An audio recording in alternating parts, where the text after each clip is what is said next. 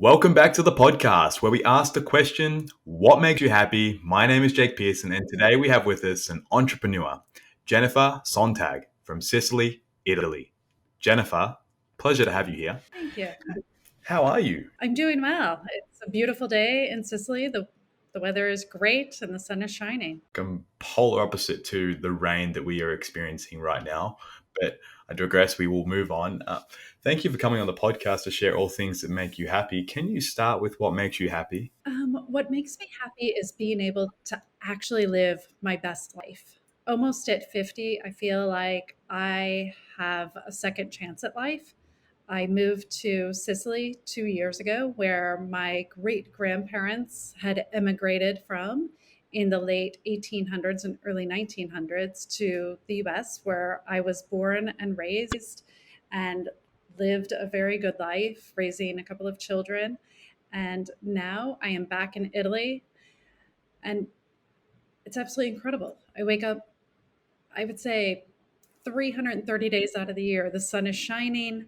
The beach is at the end of my street. I can see those waves. I turn the other direction. I've got beautiful mountains that I can hike and climb. So life is very good here. Beautiful. Do you find it's very easy for you to be present with everything around you and grateful? I feel for the first time that I can really be present and grateful. Um, the the lifestyle that I've been able to design for myself over the last few years um, took away a lot of that hustle and grind, and so now I can really just sit and be within. Every morning I can wake up, do a little bit of meditation and self exploration. I have time for walks, but I also have time to really focus and dive deep into what I'm working on because I've been able to put all of that chaos outside of my head and compartmentalize it to specific times to deal with it. So that has made a big difference. Oh, I love that. Thank you for sharing a little bit, about what makes you happy in that regard.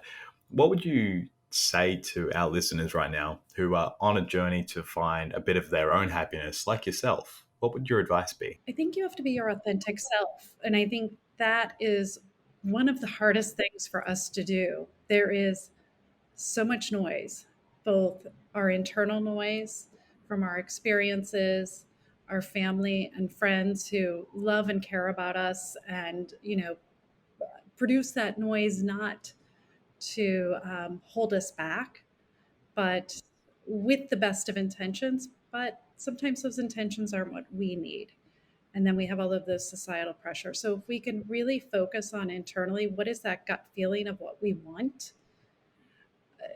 For me and for many others that I've worked with, that's what produces happiness, following our path.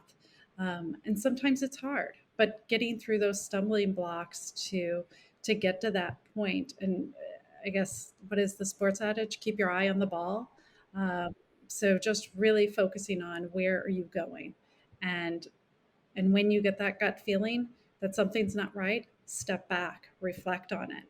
And if you feel like it's not right, no matter what that noise is going on out there, if it's not right for you right here, to move on and let it go and focus back on the center self. I really resonate with what you've just said there, especially the gut feeling, because I lean into that a lot myself. I trust my gut.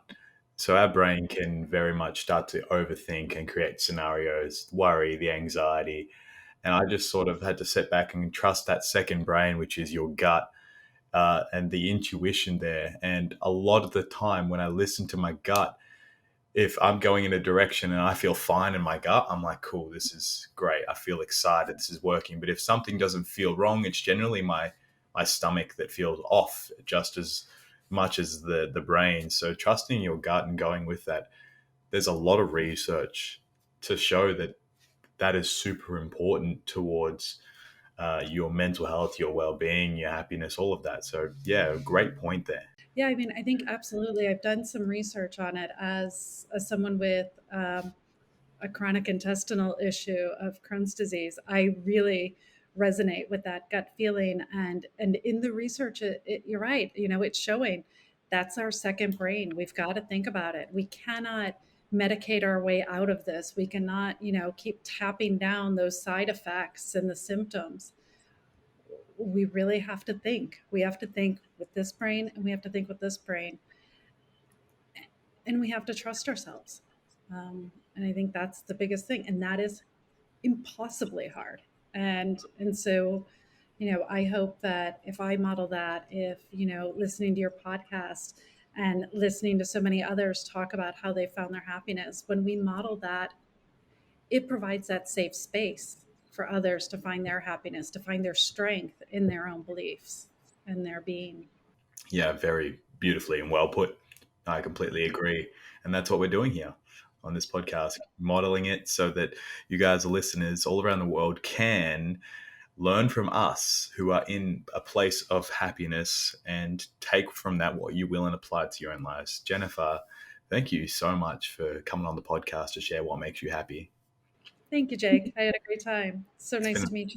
yeah, nice to meet you. It's an absolute pleasure. And if you'd love to connect with Jennifer and find out more about what she does with her incredible work, which we can touch on in the podcast episode description below, you can do so there. Jennifer, thank you so much for once again coming on the podcast. Thanks for listening to the podcast.